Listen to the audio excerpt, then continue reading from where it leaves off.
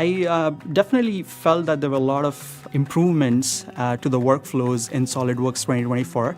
I'm looking forward to use a lot of them. Some of the simple things like, to be able to select and create your sketches and not be constrained within the dimensions and relations that, people immediately actually add, but then be able to just create a sketch free flow without any restrictions and then come back and add dimensions to it and, relations to it just by the click of the mouse is something pretty great.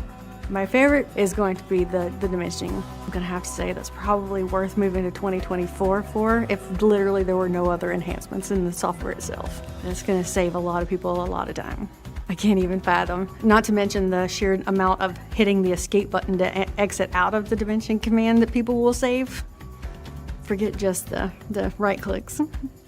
Adding anti-rotation to your mate reference, I think is going to be a pretty game changer because I don't want my fastener moving about after I assemble it, and I just want to drag and drop and for the fastener to find its way. So these things improve the time you take or reduce the time you take to create a complex assembly drastically, I feel. There's a D feature that they came up with, which means that in a model, if I have some IP information in that, I can defeature that, create a configuration, or I can pull it out. That's something that has always been top priority. We can't send out a model because we don't want to give away the IP, right? And there you go. They created a way to handle that. Dealing with the drawing has always been an issue. It is just mind-blowing. What I see in the past couple of years, it's really a lot of wow changes every year. I think SolidWorks is evolving much faster now than before.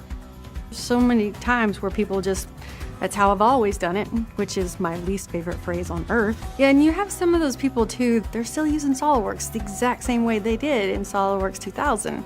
What we were capable of a long time ago and what we're capable of now, if you're not evolving with the technology, then you're getting left behind.